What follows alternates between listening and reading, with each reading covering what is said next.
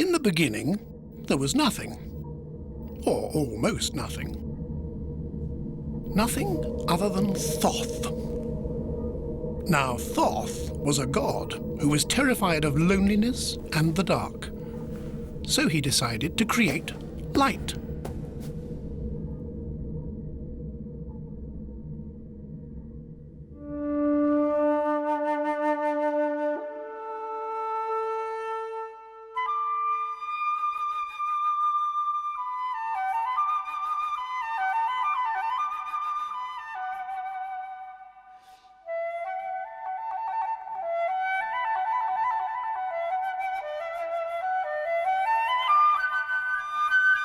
Then, like every self-respecting but bored god, Thoth invented a world of mortals. He created Earth. On this Earth, he implanted the first living creatures, trees. He gave them a vast, fertile Garden of Eden, the plains of the Masai Mara in East Africa.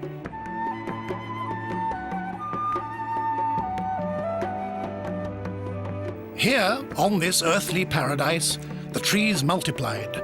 Acacias, cumbis, red withes and balsams soon formed a uniform green belt. All these trees grew up together, side by side, with one exception, a solitary fig tree. This one took root near the Tarlek River, which flowed at Thoth's will. It was a tree without equal in majesty and could be seen from afar. The biggest tree in the Masai Mara, it had a trunk 6 meters in circumference to support the weight of several tons of branches. And, like every fig tree in the Masai Mara, it had its own fruit-bearing cycle.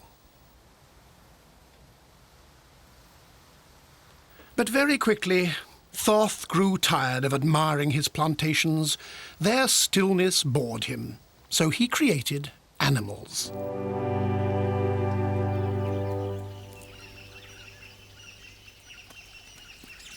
The animals had the ability to move about, much more entertaining, and Thoth even hit on the idea of giving the animals the still plants to feed on.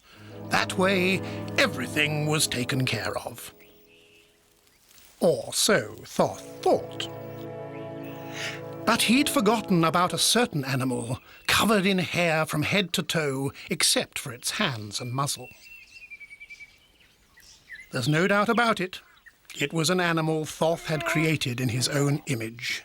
A monkey, the Anubis baboon, the being Thoth wanted to be perfect, but its creation was quite an adventure.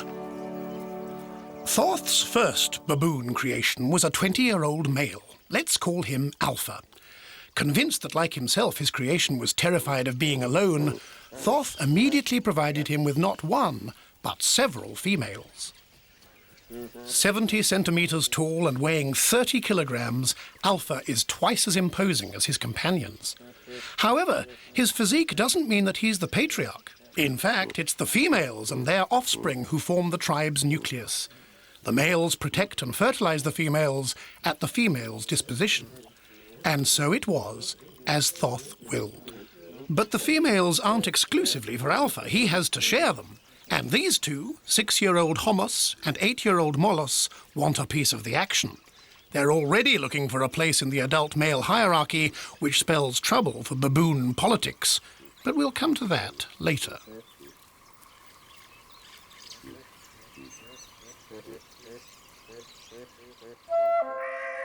For now, Thoth must spend 1 or 2 of his divine days teaching his cherished creatures the art of living. He gives them a tree as their chief habitat. Not just any old tree, but the Masai Mara's giant fig tree. It's a place where they can meet, sleep, and use as a lookout post.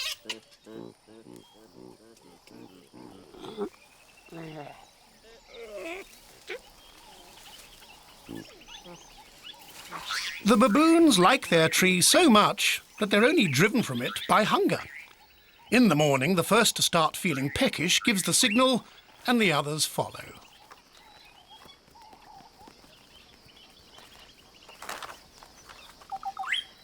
As soon as the canopy's tenants have left, the occupants of the two lower levels appear.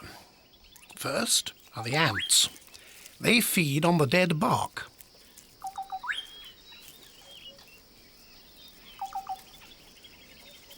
The lizard comes out to reheat his cold blood in the morning sun.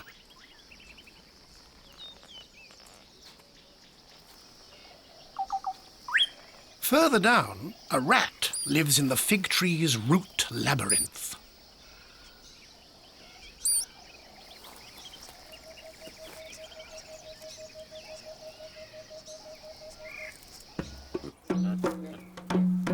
Meanwhile, the baboons are on the move along the riverbed.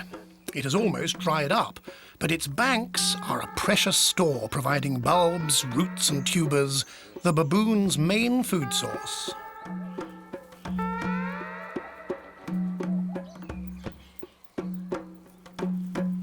The adults stuff themselves while the young play, knowing that after their mothers have eaten well, it will be their turn.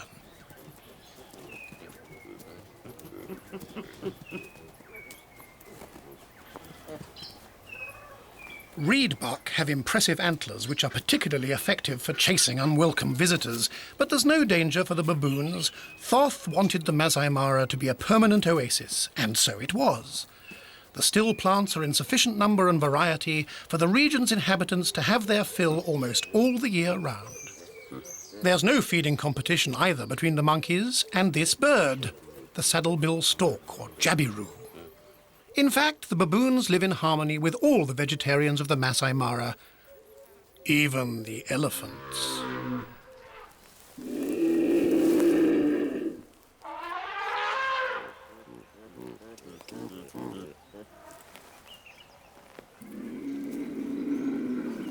The baboons' search for food takes them to the opposite riverbank, far from the fig tree.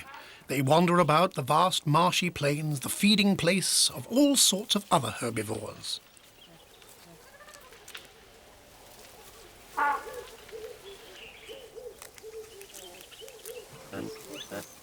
For pulling up grass and unearthing bulbs, the baboons have a number of techniques that they can use simultaneously: the fingers, especially the thumb, the fingernails, teeth, and lips.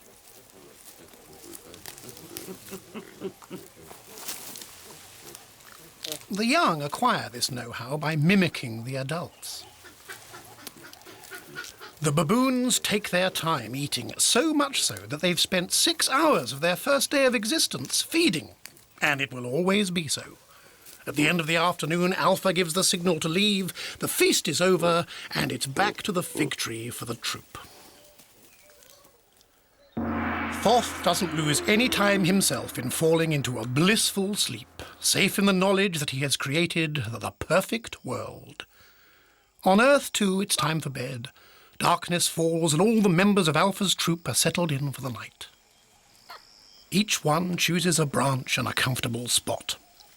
Baboons sleep for about 8 hours a night in 2-hour cycles. Just as well, because like Thoth, they are terrified of darkness and have very poor night vision.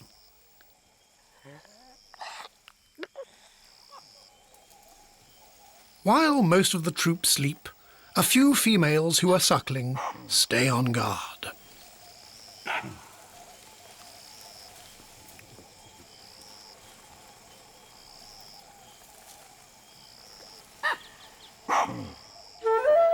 Up until now, everything is going well for the baboons.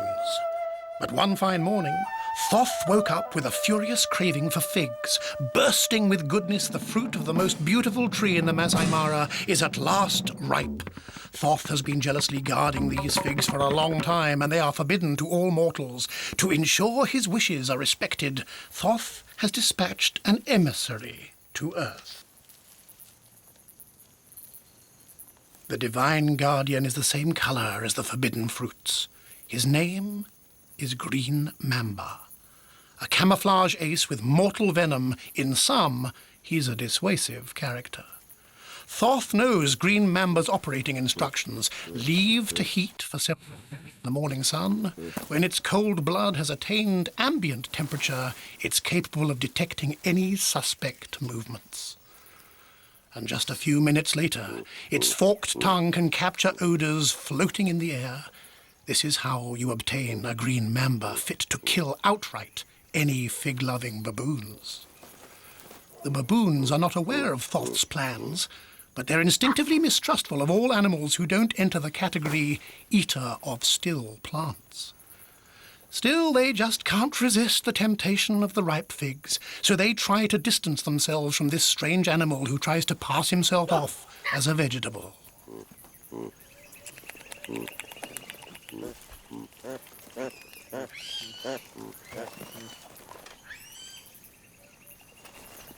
The youngest don't know how to get rid of the slithery killjoy.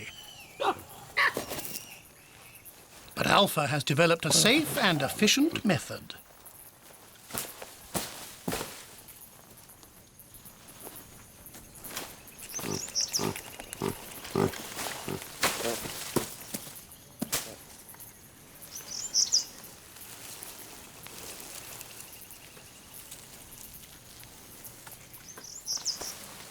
Once the serpent has been forgotten, Alpha can enjoy the forbidden fruits in peace. But what is written is written.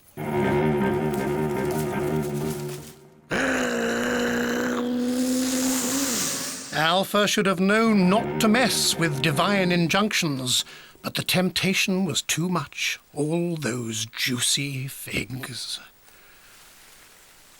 And now the whole troop has started stuffing itself. No holds barred. Celestial fury descends progressively upon Earth.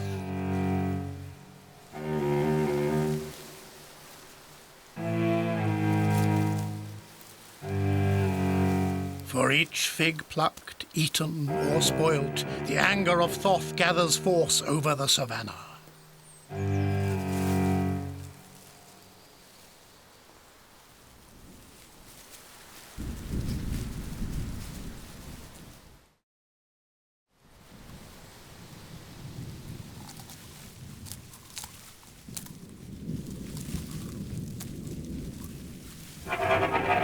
Frightened by the menacing sky, the youngest leave the extremities of the branches and take refuge near the trunk.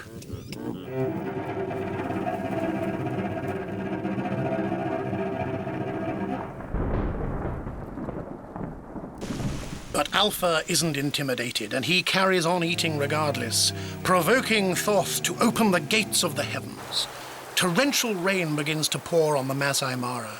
It will continue every day at dusk for 2 months, because it was Thoth, after all, who invented the calendar and the seasons.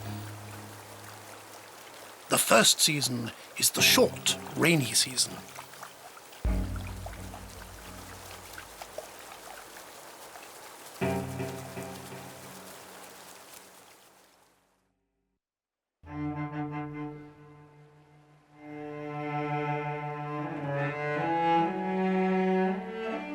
It has been raining throughout November and December. The Talek River has filled its bed, cutting the plains in two and making life difficult for the baboons.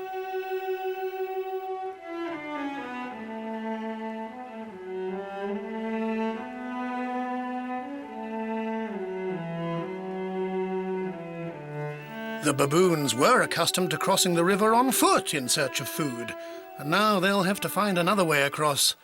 Once again, Alpha's experience should help them to find a solution to the problem.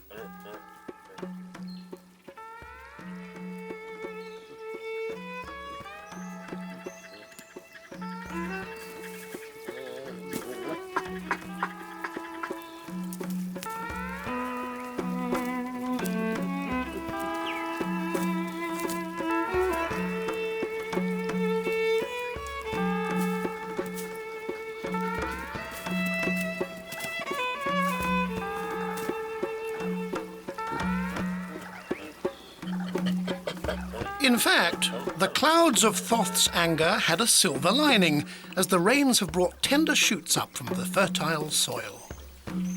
There's no need anymore to travel far and wide to find food, and the young baboons profit from their extra leisure time to invent a new game.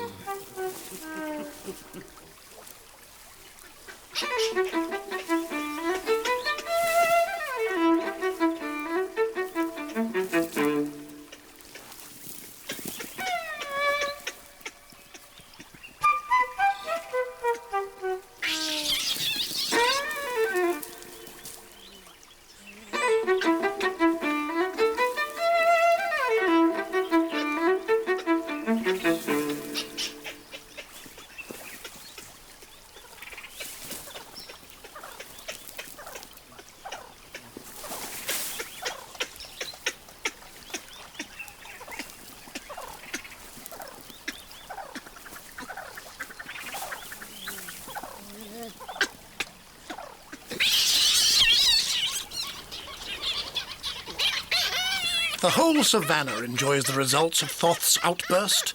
As the baboons explored their renewed pastures, they distanced themselves from their habitual fig tree neighbourhood. And a solitary elephant makes the most of their absence to gather some burgeoning green branches.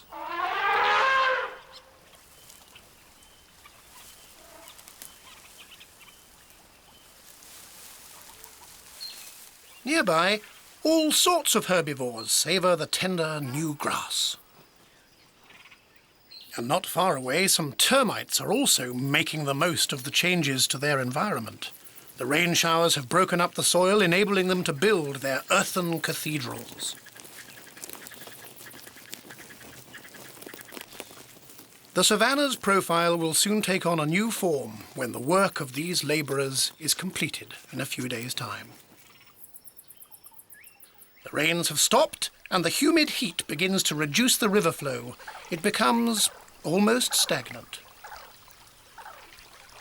The rat, the fig tree's garden tenant, has been waiting for this moment for a long time. The tiny water droplets suspended in the air transport tempting odours. There's definitely a smell of nuts, but there's a meaty smell too, and his nose doesn't let him down.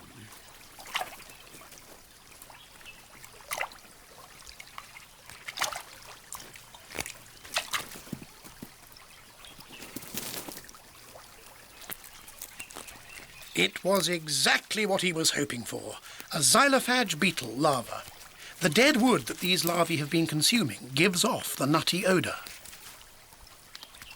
With its cutting incisors and rasping molars, the rat's teeth are perfectly adapted for its omnivorous diet.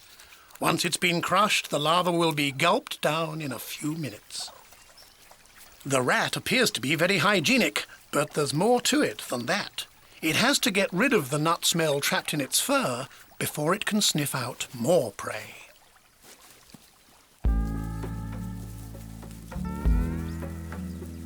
The tempting nut odour also reaches Alpha and his troops' nostrils. The baboons have returned to the vicinity of their fig tree. The dead acacia branches have been softened by the rain, allowing xylophage larvae to dig new tunnels. The smell of this still plant is enough to give a vegetarian mobile animal a taste for carnivorous things. Alpha exercises his right of precedence. Then the young follow, imitating him in their own manner.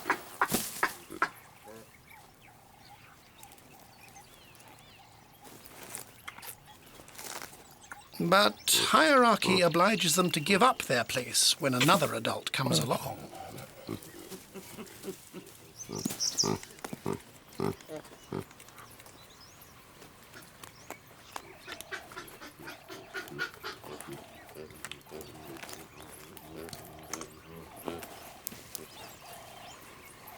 All this place-swapping is rather disturbing for the other branch occupants, the ants. They had made their latest home here, but the news gets round quickly that it's time for immediate removal.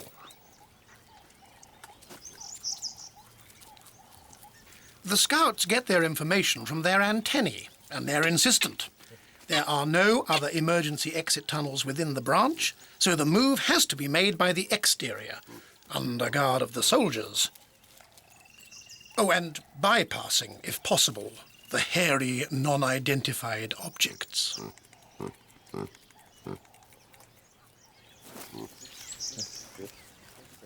Unlike figs, larvae are not forbidden food, so what has brought the Green Mamba to the neighbourhood?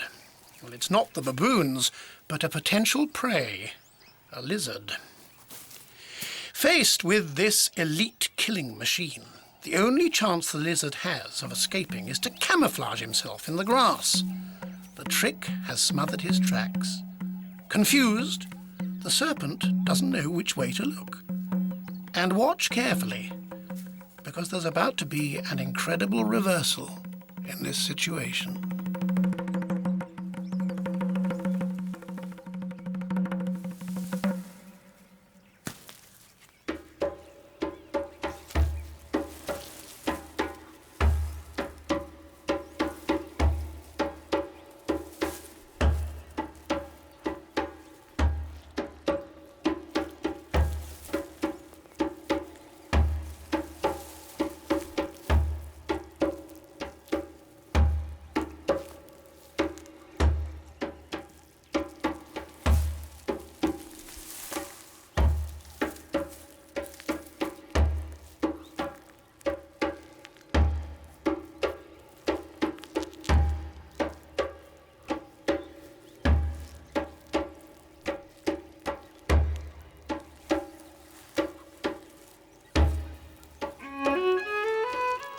The snake is slowly asphyxiated.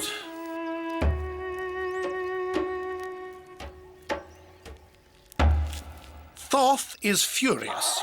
He's just lost his most precious secret agent. He orders a great rainy season, a downpour without precedent.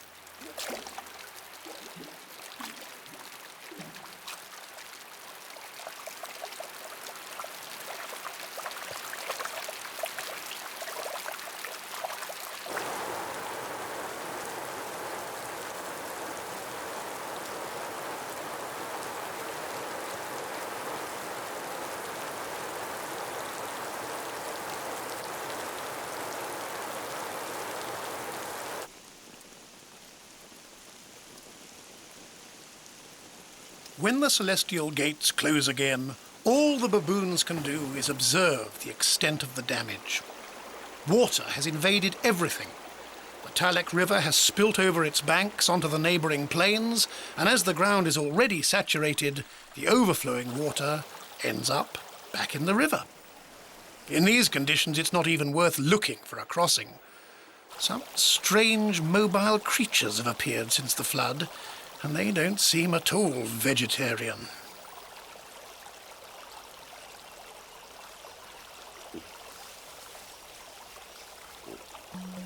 To get across to the other side, the only solution is a huge leap.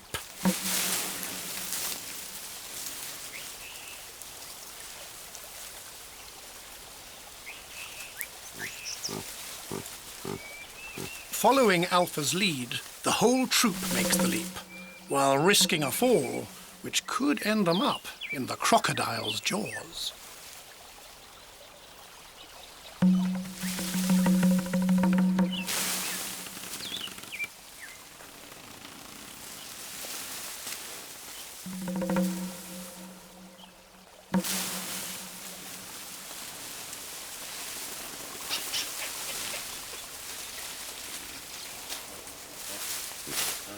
The problem with jumps from a high to a low point is that backtracking becomes impossible. The rains have transformed the Talek River into an insurmountable barrier, and Alpha and his troop must start on a quest for a new tree. Unfortunately, the baboons can't always choose where they'll land. The acacia tree, full of thorns, leaves very bad memories.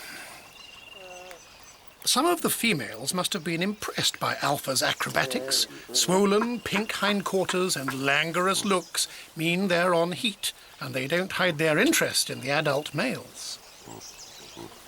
Alpha has already given in to this one's advances, to another female's great displeasure.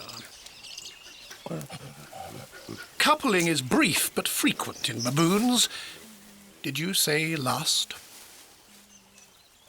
One day, Thoth decided to play a trick on his creatures. He sent his collection of ticks to Earth. Passed on from one baboon to the next, the blood-sucking parasites soon spread through the whole troop. Even by scratching conscientiously, it's impossible to get rid of them. The baboons have to help each other out. Gradually, mutual tick removal becomes inscribed as an important ritual in baboon social relationships. Often the highest placed in the hierarchy are groomed by the lower ranking, like Alpha here, who's enjoying the attentions of one of his companions.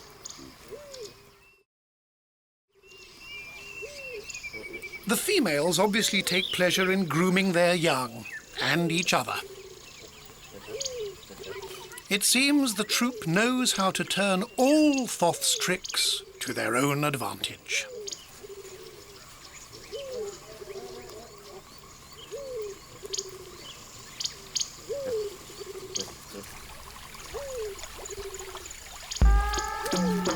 Now that they've made the jump and found themselves on the other side of the river, the baboons have to find a tree to spend the night in.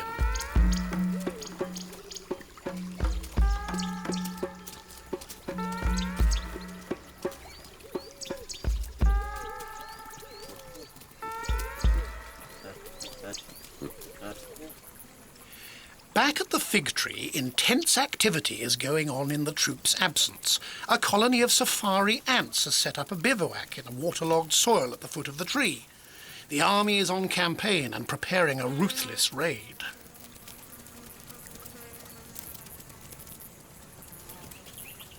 The first find, an excrement dating from the solitary elephant's last visit. Not very interesting at a first glance, but the question has to be more deeply explored. The safari ants know that underneath the droppings, other underground specialists are drilling tunnels to supply their nests. Gangs of safari ants attack the termites.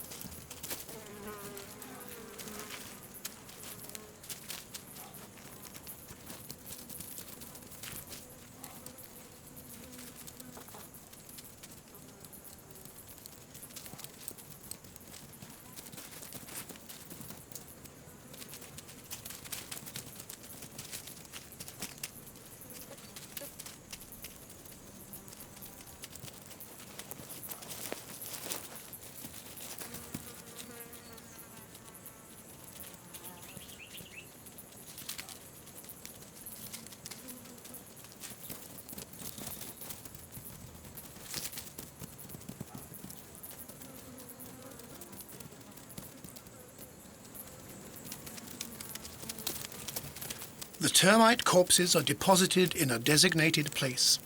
Once all the tunnels have been cleaned out, the ants gather together again in cohort formation to bring the spoils back to the bivouac. We know that ants can carry material up to 4 times their own weight, but the safaris look as if they're trying to beat the record. Perhaps it's military ardour which excites them.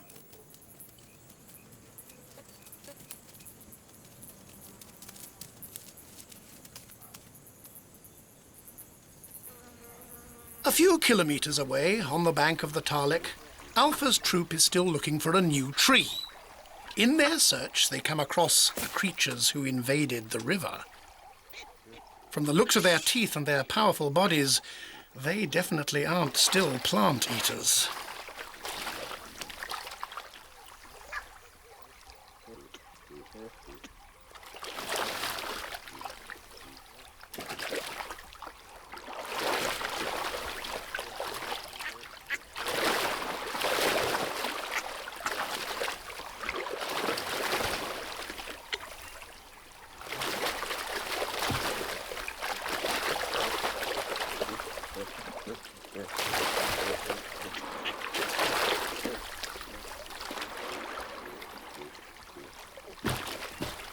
Alpha decides to move away from these croc-infested waters and begin prospecting in the forest instead.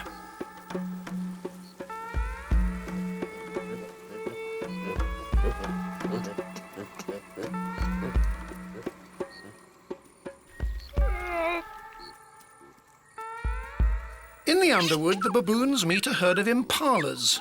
These vulnerable animals are often found in the company of warthogs, whose intense aggression comes between the impalas and lurking predators. Like this hyena, for example. The warthogs stop grazing the still plants to form a dissuasive barrier and send the hyena back where it came from.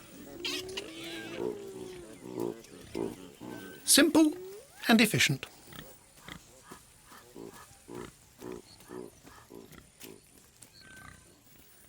Perhaps because of this, Alpha himself feels safe in this clearing. He just has to find a tree. All the trees look the same, and none of them is big enough to host 40 baboons.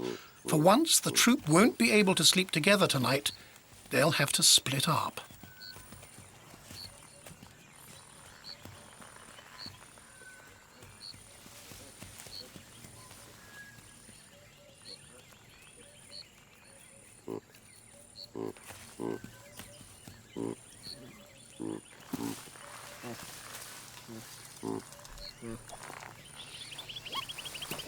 For safety reasons, the youngest gather round Alpha, where they can play without danger and come to an agreement as to who's sleeping where in the new dormitory.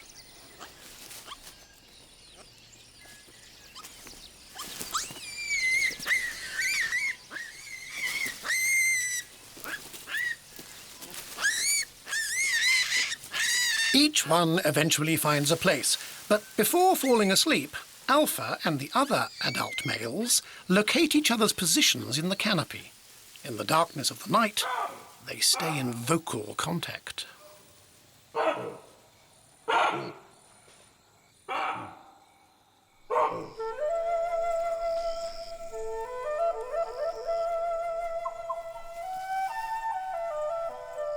The next day, an early riser wakes up his sleeping companions and persuades them to get down from their tree.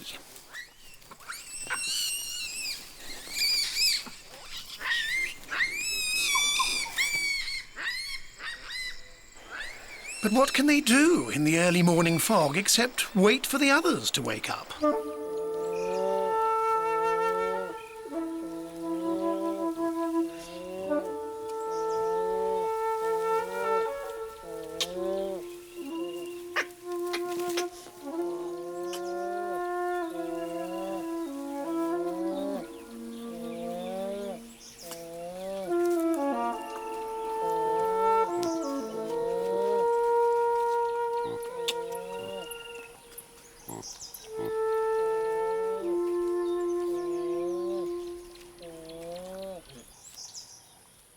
The last up seem to be anxious to explore.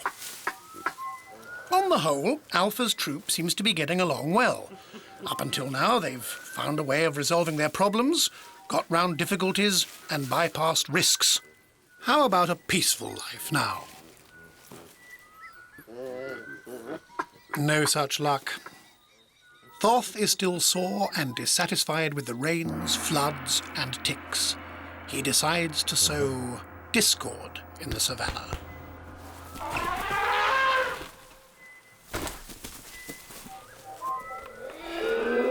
If there's a fight spoiling, Homos is always around. Facing him is his elder brother, Molos, and Molos is thirsty for power.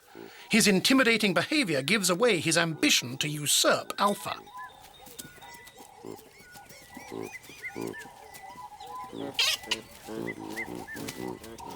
Alpha doesn't want to get involved, but he watches the family squabbles carefully.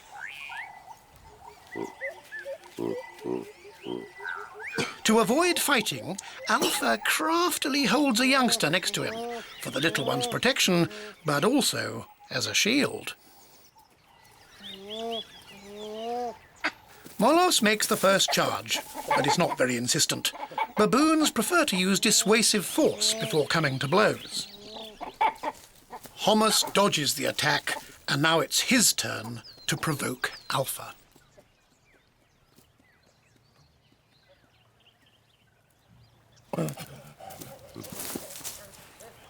But Alpha remains neutral. Molos, however, still needs to vent his aggression, so he turns on his brother.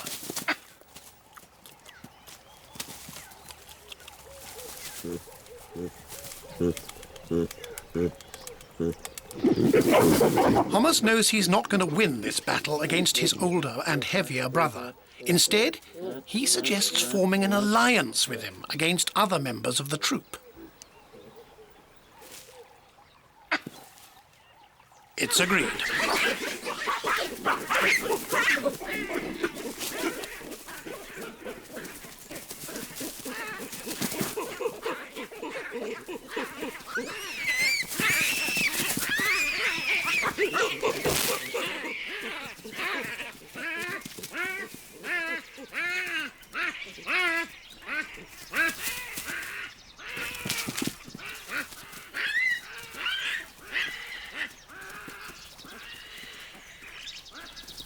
But the other baboons prefer to flee from these two troublemakers.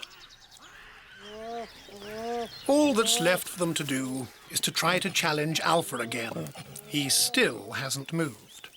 They'd really like a good old scrap, but Alpha has seen it all before.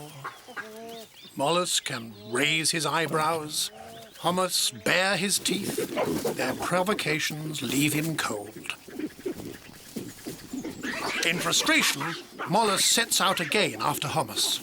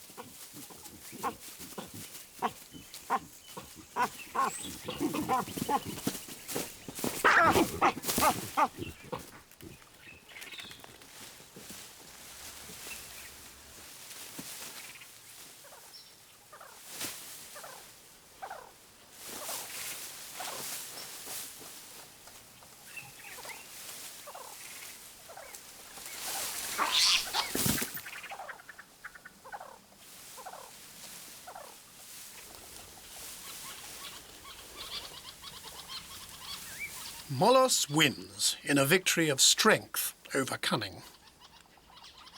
Hommus took a nasty fall from the top of the tree, and the only thing he can do now is to count his battle wounds. A damaged wrist, no question of taking part in a coalition against the youngest now. And with his left cheek pouch ripped, it's going to be a while before he can chew normally. They're only superficial injuries and don't put his life in danger. However, as he lost the fight, he can no longer oust Mollos. From now on, he'll have to submit to his brother's authority.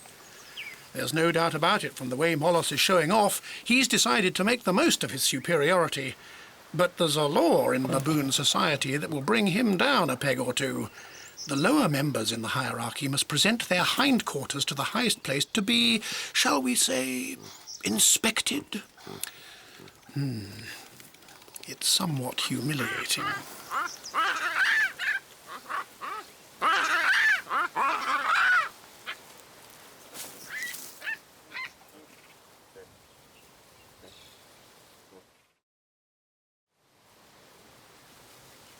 With all that's been happening, the troop hasn't had a single meal. So it's time for Alpha to move them along and lead them to a feeding ground. Contrary to habit, as if he had a premonition, Alpha decides to leave the youngest in the clearing near their tree and set off ahead as a scout.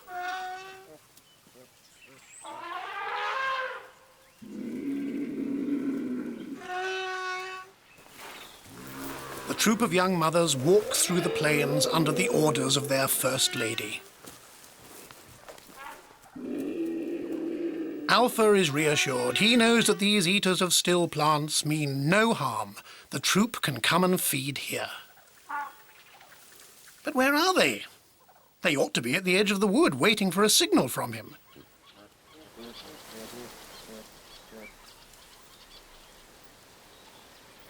There must have been some sort of misunderstanding, because on the other side, the troop appear to be waiting for him to come and get them. Eventually, it's Mollos who takes the initiative to lead the troop to the meadow. Alpha seems to know that Mollos won't be long in ousting him. But for the time being, the young and the females aren't willing to change their habits. They catch up with Alpha for their daily feast.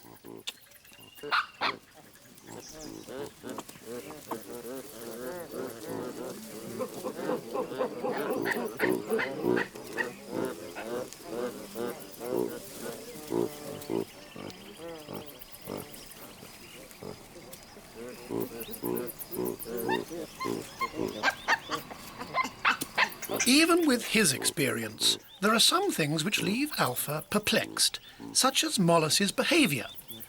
For several days now, he seems to have had one thing in mind, getting to the top of the social ladder, and yet here he is, presenting his hindquarters to show his submission.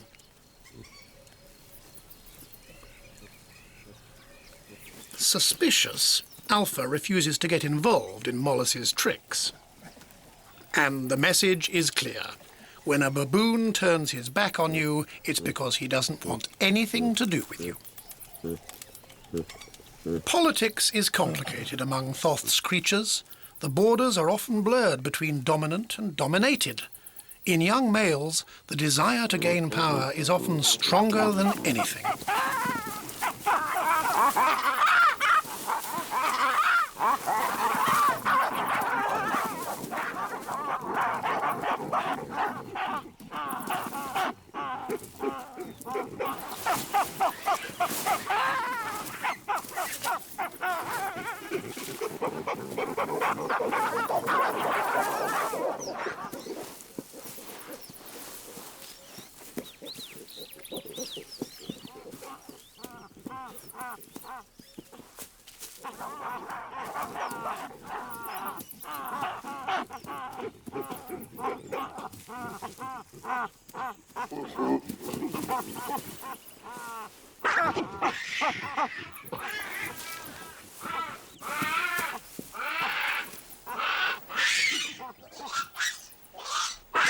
Molus has conquered Alpha, a victory of brutality over wisdom.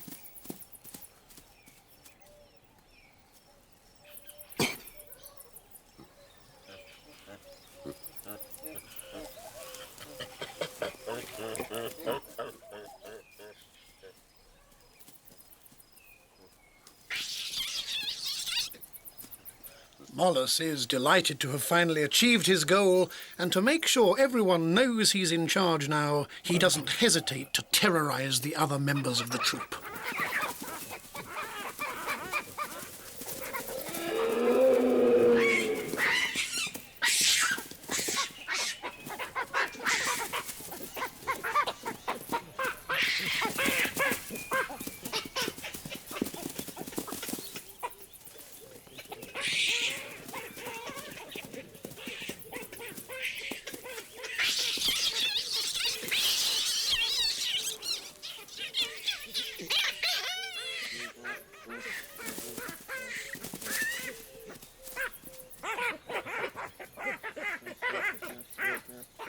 The other adults attempt to form timid alliances to confront him.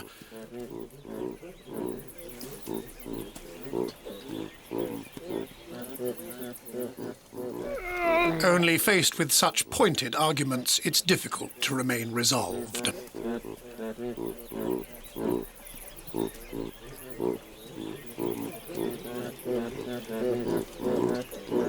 Molus feels perfectly comfortable with his status of great adult male. In fact, he's already dreaming about the privileges reserved for those of his position.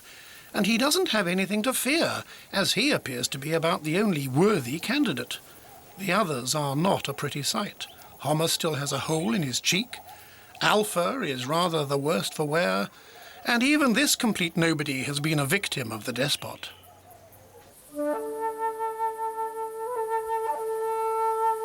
August. It hasn't rained for 2 months. Thoth has been sticking scrupulously to his calendar. It's the long, dry season.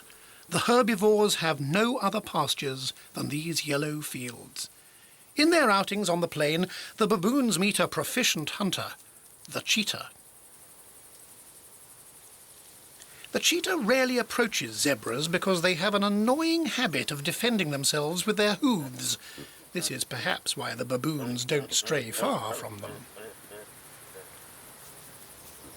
The cheetah's principal victims are Thompson's gazelles, and this female and her 3 sons already have their eye on them.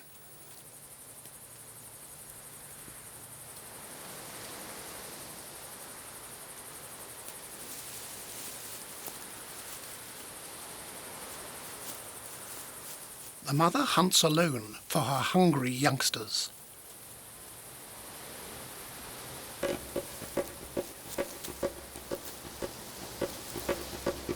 By approaching upwind, she's sure not to alert the gazelles, who have a very fine sense of smell.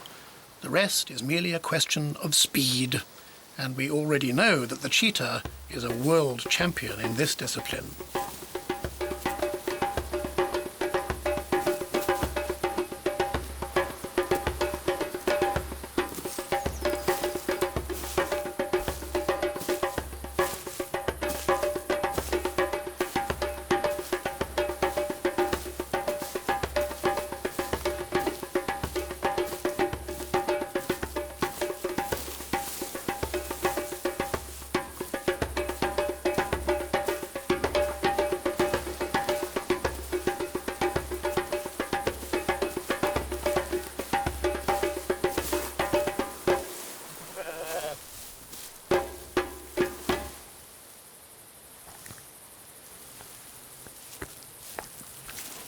very low-cut nostrils enable the cheetah to catch her breath while she asphyxiates her prey. It's dinner time for the 3 young cheetahs, provided they manage to find their mother in the tall grass. Well, well, it's the baboons, with Mollis leading the way to the scene of the crime. The first on the spot are the cheetahs, but Mollis, still as aggressive, seems to have decided to argue over their spoils. It's a rare sight in the savannah, a handful of baboons trying to scare off 4 cheetahs.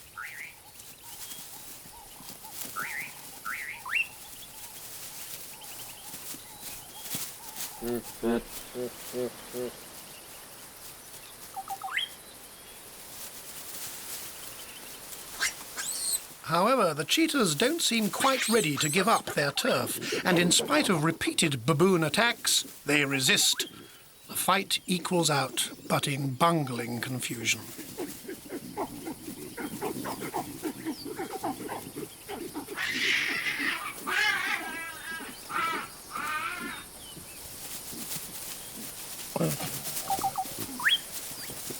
In the end, Mollis's determination wins over the whole troop, and confronted by such unanimity, the felines capitulate.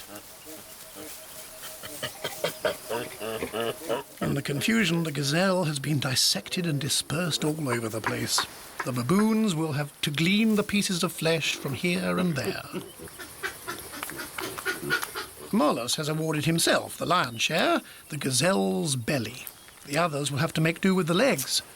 Baboons are also carnivorous and don't miss an occasion to eat meat, so long as they don't have to hunt for it, of course.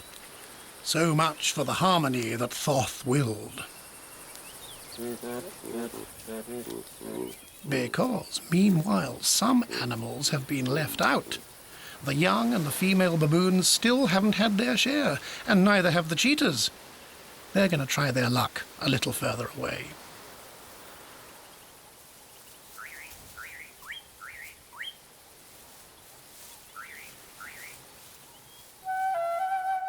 Without rain, the still plant-eaters have literally shorn the plains.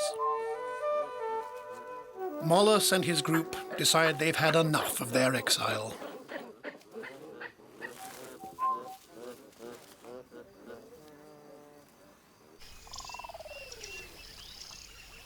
The Talek River has returned to its bed. The baboons can now cross it and reach their cherished fig tree, the most beautiful tree in the Masai Mara.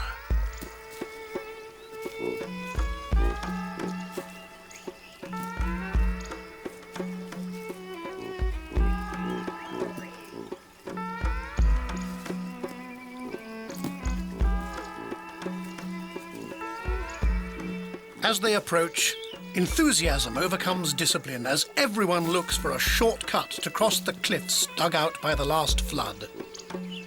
And everyone seems to manage. Well, almost everyone. They have to move fast because night's falling.